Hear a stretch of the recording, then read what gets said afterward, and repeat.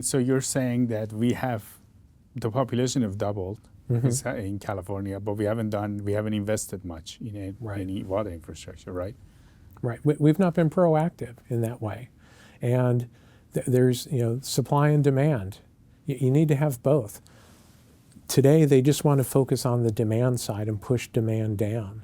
And I joke that they want low-flow fire hydrants at some point, which they don't. But that's the natural extension of where they're going.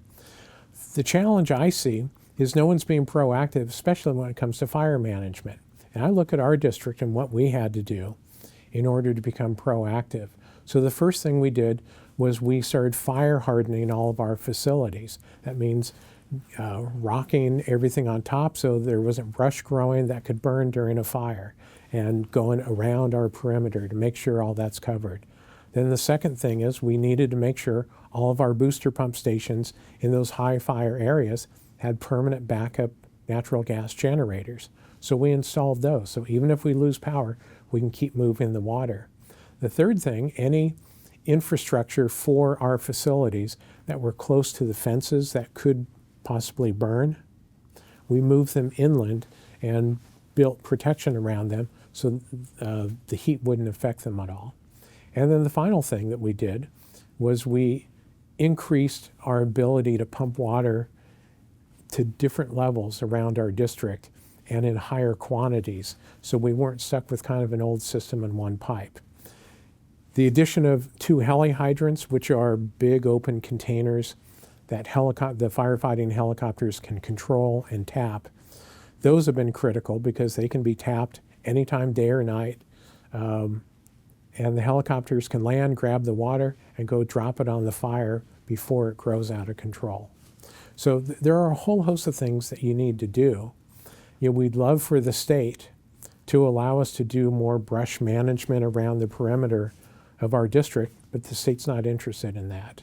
It may disturb a habitat or a species. And I remember the 1993 fires here in Laguna Beach, and there were some sensitive habitats, and they weren't able to build their water system back then. And some elected official, I think it was a supervisor, made the comment that, well, with the fire now, there are no species left. So what are you protecting? If you can't protect the area, you can't protect the species. So there's that balance, and we've lost that balance. Now, Brett, you have been a water expert for many years, right? And when you hear that we don't have enough water, and you just mentioned that it seems like we have, how does that, what do you think of that? Well, a great example, Pat Brown built the State Water Project, and there was the Bay Delta area that needed to be fixed. Jerry Brown tried it his first term, didn't work. Second term, 2016, 2017, the Metropolitan Water District, which is the largest water contractor, guaranteed the full construction cost of the twin tunnels. And Governor Brown was very active in that. He was calling Met directors. He was making a real push for this, making a real push in the state. We got it approved. Metropolitan went on record, we will pay this money. Wouldn't cost the state 1 red cent. And how much water would it bring? It would have, on CFA, it would have brought probably 12 to 16,000 CFS, and it's a 23,000 intake, and the pumps down at the bottom can pump about 16, so you want to match the two. So it would have been perfect to move water through underneath the delta, would have had a de minimis impact on the environment, and would have been, given us the ability to move water more efficiently through the delta. Right now it has to go through the delta, and if you suck in, 16 fish in a year, you have to shut down the pumps. This has been going on since 1982, and they actually knew they needed this in 1960. So this is not a new problem. It's just we don't lack the engineering or understanding what needs to be done. We lack the public policy will to get it done. And every time you get close, a new lawsuit's filed. And that litigation, I think, is going to be problematic moving forward. and it stymies everything in this state. So people are coming and suing these projects and bringing pressure to politicians not to do them. Right. Because they think it will impact the environment. Right. And they don't want to build infrastructure, so they decided we're going to start imposing restrictions on water usage throughout the state.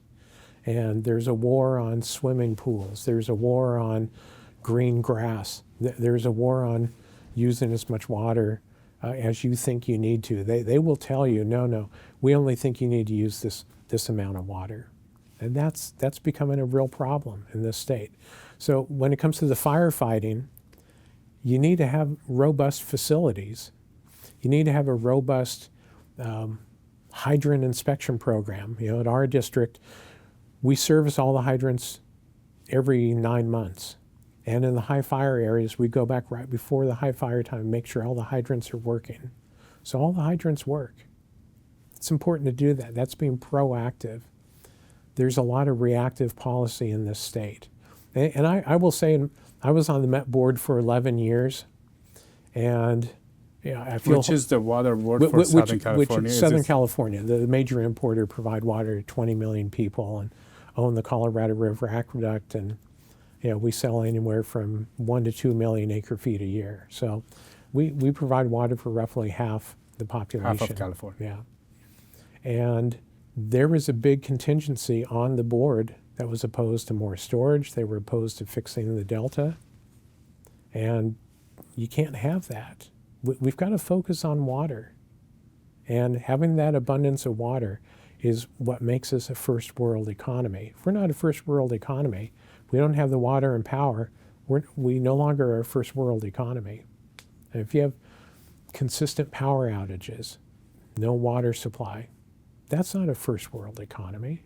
Brett, it seems like the public wanted this, right? Because there was a bond that passed for water, right? Prop 1 a while back ago. Yeah, there was a big water bond for storage because people understand storage is pretty basic. It's like a giant savings account. And we passed a bond for roughly $2.7 billion just for storage. And the little section in there that said had to be for environmental benefit. What does that mean? They have to be able to provide a benefit for the environment. Humans are no longer relevant.